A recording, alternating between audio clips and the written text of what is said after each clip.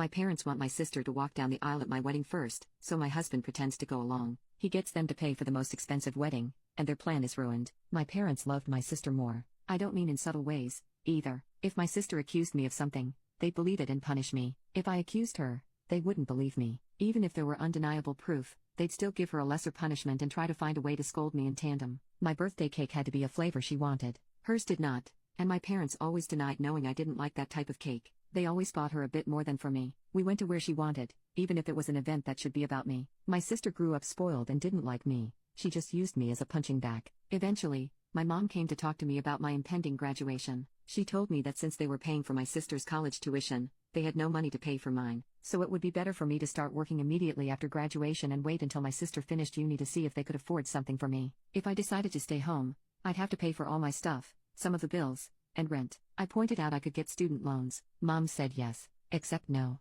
That is, because they were so caring towards me, and I had such bad judgment, they would decide if a college was worth my getting in debt or not. They had no idea about my grades and never believed in my capabilities. I never believed they would eventually pay it if I worked and waited for my sister to graduate. I had been preparing for college for a long time. I could barely go out. My friendships were slim, so I had a lot of time to study. I studied because I saw college as my only chance to be free. Well, the time came, and I worked my ass off and got a scholarship. Not anywhere like the Ivy League or anything like law or medical school, but it was a good enough course in a decent college with a full scholarship. Knowing my sister would hate it and try to stop me via my parents, I put my achievements on social media at the same time I told them. I even forced myself to thank them in the post. They weren't happy but couldn't do anything. College was my savior. I started being happy. I met my husband around this time. My husband is the guy who claps back immediately. He loves drama in that he loves to resolve it. He's the guy that if he doesn't immediately reply to a slight, you better start worrying because he won't forgive and forget. He's just doing something worse for revenge. When we discussed marriage, we decided we didn't care much about the ceremony due to our budget,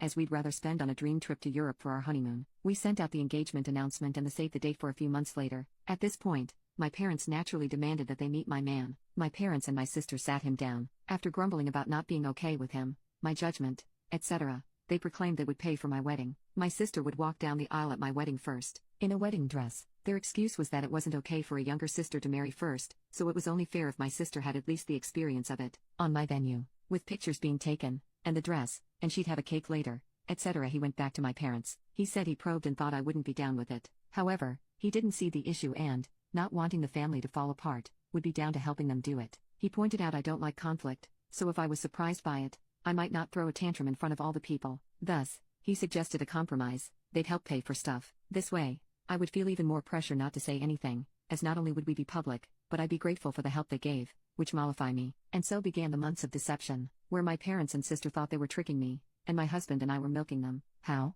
Well, rather than pay for the wedding and lay low, my parents wanted input in everything. What we did was thus: we'd go, say, to check the drink and menu options. We'd then accept the lowest or second lowest priced option. My husband would then secretly take my sister there to try it out, then sigh and say it's a pity we don't want to abuse my parents' goodwill so we wouldn't get the best options. Cue my sister demanding my parents pay for the best. My parents would then tell me not to worry, and they'd pay for the most expensive. The same was done with the photographer. Flowers. My husband handed my sister a bouquet of the flowers we wanted, then sadly expressed how I wanted some other, tasteless flowers. My parents told me they wanted us to go with the flowers, and they'd pay for it. Wedding dress. We hit a minor snag here. My parents wanted me to wear a hideous dress, but he never told them we hired security. It was really funny. My husband and I, who had sincerely considered a courthouse wedding to focus the cost on our honeymoon, had this extravagant wedding and barely spent a dime. We called it back pay for emotional damages from my parents. Soon, the day came. The plan my parents/sister/husband had come up with was to wait until everyone was seated. Since the bride always comes out late, they'd have my sister arrive at that precise time and walk down the aisle. As the guests and my parents arrived, all they could see was a woman with a list of names to check.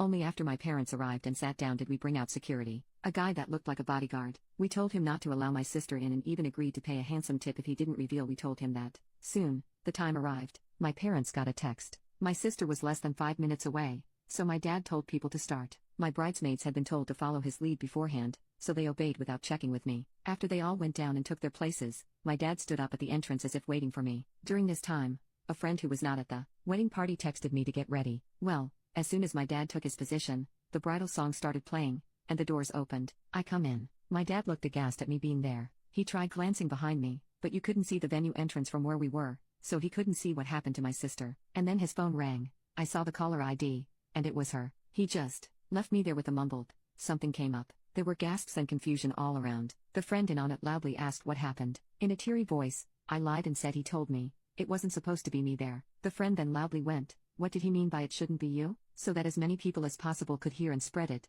Then went, "I will go and check," and ran off. We decided to do this to make her create hell with the security and stop my dad from returning and stopping the ceremony or something. At some point, my mom also left. At this point, my husband's dad quickly ran over and took my arm. He'd been forewarned he might need to. Watching him run desperately to me helped me smile. I walked down the aisle to whispers as people discussed what happened. Some left to check, too. When I reached my husband, though, all was well. He made me feel better. The following is the sum account from friends, family, the security guy, and my husband that I received afterward. My sister did arrive in a wedding dress. The security refused to let her in. The three naturally said it wasn't a secret and threw my husband under the bus. At this point, my husband was summoned. When he came over, he put on his best look of confusion and denied having ever agreed to something so ridiculous. When they insisted he did, he demanded proof, and of course, they couldn't produce any. My sister was screaming and crying and sat on the floor, kicking her legs like a kid, watching my parents and sister get ripped apart by anyone and everyone who came out to check. The drama was delicious. After years and years of being accused of stuff and not believed,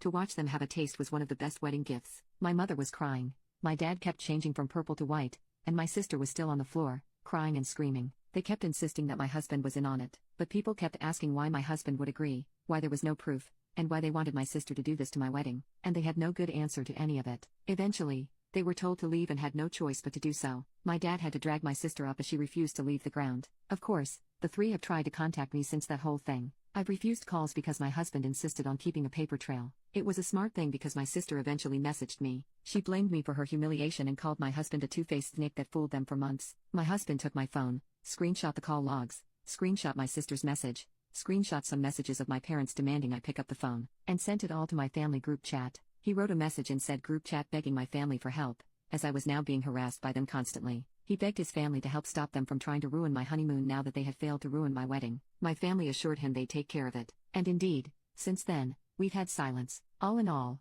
while I obviously would have preferred to have a normal, loving family at my wedding, at least for once in my life, they not only failed to ruin something meaningful to me, but I got them back.